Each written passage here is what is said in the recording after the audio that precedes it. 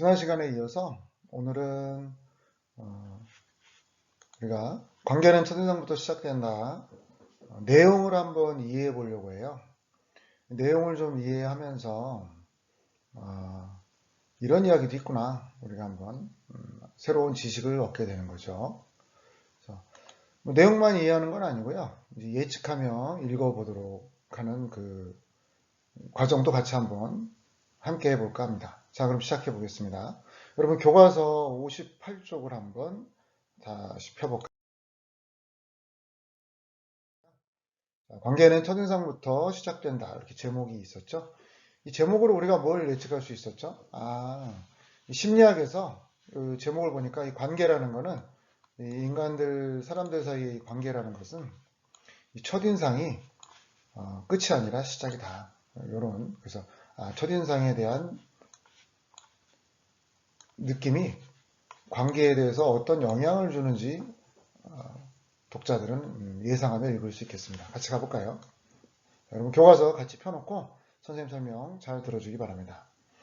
오늘 수업은 이제 퀴즈를 풀게 되는데 이 퀴즈는 13문제예요.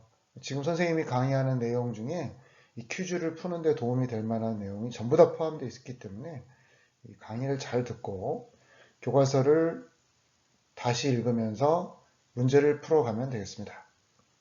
자, 그럼 시작해 보겠습니다. 자, 선생님이 이제 편의상 이렇게 가 이렇게 붙였어요. 문단이 바뀔 때마다 이렇게 가나다 이렇게 구분을 해봤습니다.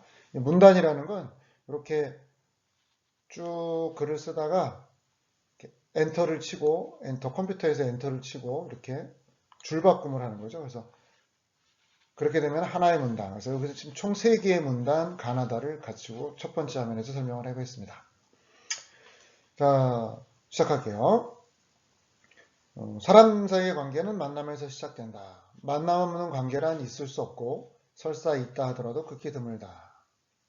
다른 사람과 직접 얼굴을 마주하는 만남이 일반적이지만 전화나 전자우편을 통한 만남도 얼마든지 있다.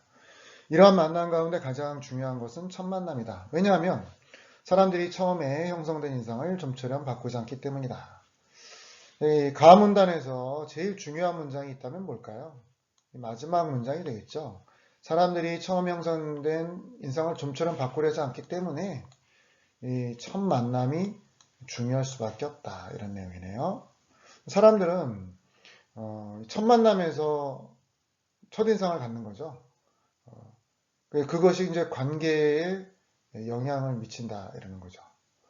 사람들이 이 첫인상을 바꾸려 하지 않기 때문에 이 첫 만남에 대한 중요함을 얘기하고 있습니다. 이 첫 만남에 대한 중요함을 강조하는 거예요. 관계에 대한 중요한 걸, 관계가 중요하다는 걸 말하는 건 아니다. 이 첫 만남이 중요하다. 처음에 형성된 인상인 첫인상이 중요하다는 얘기를 하고 있습니다. 계속해서 사람들이 첫인상을 형성할 때 사용하는 정보는 대단히 제한적이다. 사람들은 주로 몸짓, 말투 이런 것들 첫인상에서 보는데 그 사람 성격을 알지도 못하면서 모든 걸 다 판단해 버린다는 겁니다. 그래서 이 사람들은 다양한 정보를 활용하지 않아요. 그러니까 첫인상을 가지고 그 사람 성격까지 판단하는 경향이 있다는 게 이 글쓴이의 의견입니다. 세 번째, 뚱뚱한 사람을 보면 낙천적이랄 거라고 생각하는 사람이 있는가 하면 어떤 사람들은 반대로 절제하지 못하고 저 사람 뚱뚱한 거 보니까 절제력이 부족한가 봐. 얼마나 먹었으면 저렇게 됐겠어. 이렇게 잘못 판단한다는 거죠. 사람들은 반면에 또 마른 사람, 빼빼 마른 사람을 보고 지적이고 예리한 성격이라고 생각하는 사람이 있는가 하면은 저 사람 너무 예민한 거 아니야? 저렇게 살이 안 찐 거 보니까 꼭 반드시 그럴 거야. 이렇게 사람들은 자기 마음대로 자기가 판단한 첫인상을 중심으로 마음대로 생각을 해버린다는 거죠. 결코 뚱뚱한 사람은 긍정적이지 않고 마른 사람이 긍정적이다 이런 말은 아니에요. 자기 멋대로 뚱뚱한 사람이든 마른 사람이든 생각해 버린다 이런 뜻이겠죠. 그 다음 자 50쪽 볼까요? 여러분 선생님 지금 좀 빠르게 하고 있는데 왜 그러냐면 제가 좀 빨리 하고 여러분들 다시 교과서를 읽어보라는 뜻이에요. 교과서 천천히 읽으면서 퀴즈를 풀면 되겠습니다. 온라인 수업 강의가 너무 길어진다고 해서 여러분들 피곤하다고 해서 속도를 좀 내겠습니다. 이해하시죠? 예. 자, 라달락 볼까요? 라달락. 자, 사람들은 왜 극히 제한된 정보로 첫인상을 바꾸려 하지 않을까? 그 이유는 뭐다? 사람들이 가설 검증 바이어스가 있다. 이렇게 1번 이렇게 붙어 있는 거는 밑에, 교과서 밑에 한번 볼까요? 밑에 보시면, 요 이제 어려운 어휘, 처음 나오는 어휘, 이걸 또 해설해. 바이어스가 뭐라고요? 밑에 보니까, 교과서 맨 아래쪽 볼까요, 여러분? 편견. 어떤 사람의 한 면만을 보고 어떤 대상의 한쪽만 보는 거. 그걸 바이어스라고 하죠. 글쓴이는 사람들이 이 첫인상을 바꾸려 하지 않는 이유가 어디 있다? 바로 이 가설 검증 바이어스다. 좀 어려운 말이니까 뒤에서 풀어서 해주겠죠. 자, 그러면 볼까요? 이제 가설 검증 바이어스가 뭔지 설명하겠죠. 읽어볼게요. 첫인상이 형성되고 난 다음에 사람들은 자신의 판단이 옳다는 것을 증명하는 정보만 선택적으로 받아들이고 자신이 내린 판단에 들어맞지 않는 정보는 무시하거나 잊어버린다.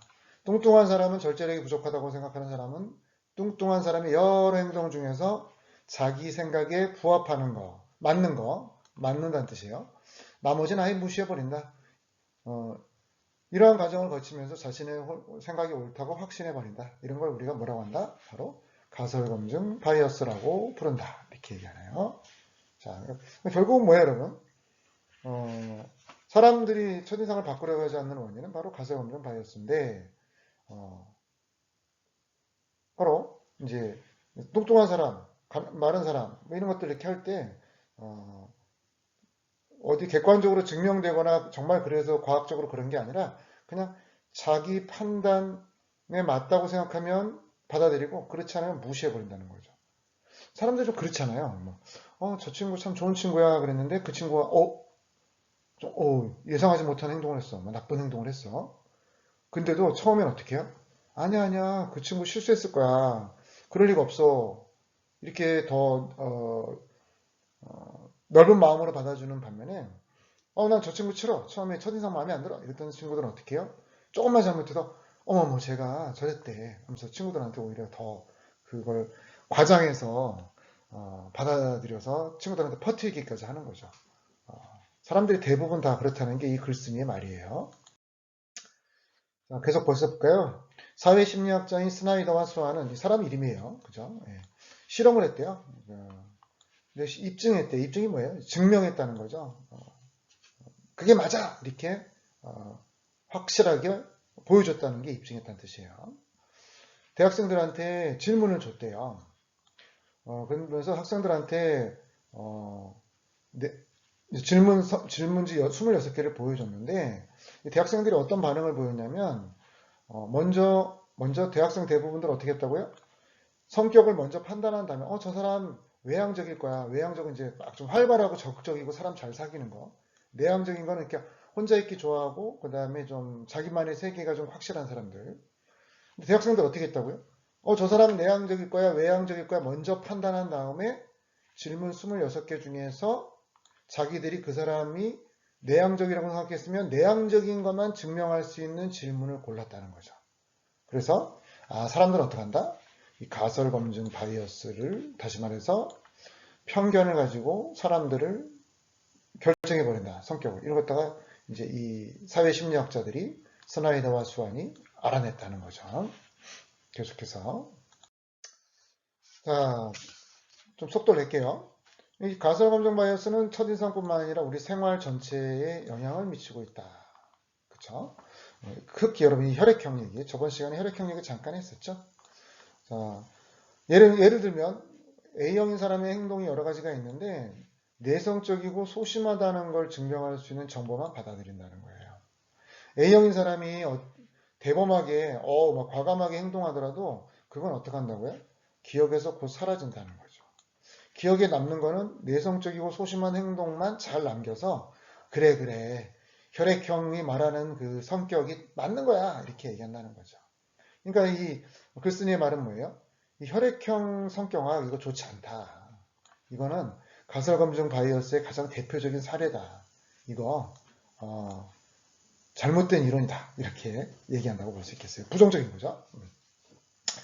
자, 이제 마지막으로 가고 있네요. 좀만 더 들어봅시다. 미국에 한 심리학자가 있었대요. 사람의 성격을, 와, 여러분 몇 개요? 555개. 야, 이거 단어 555개로 성격이 이렇게 다양하군요. 그쵸? 매우 다양하죠. 그런데 우리 주변에는 어때요? 어떤 사람은 하나의 성격에나 두세 개, 많아야 네다섯 개 정도의 단어로만 설명하잖아요. 그건 이제 실제와는 다르다는 거. 이 심리학자가 바로 이 성격이 매우 다양하다는 걸 갖다가 제시했다는 거죠. 그래서 가설 검증 바이어스를 뭐 이렇게 입증한 건 아니고요. 그만큼 성격이 다양하다는 사례로 이야기 듣고 있네요. 입증한 건 아니에요. 자, 이제 마지막으로 가보겠네요. 첫인상은 어때요, 여러분?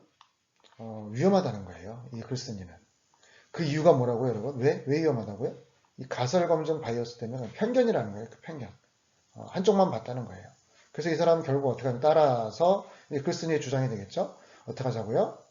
가설 검증 바이어스를 버리고 관계를 잘 하면서 오랫동안 지켜보자.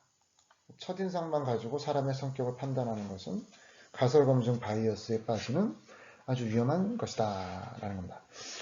자, 여러분 오늘 선생님이 교과서 내용을 갖다는 빠르게 좀 했는데 이제부터 선생님이 13문제의 질문을 제시했습니다. OX 문제예요. OX 문제.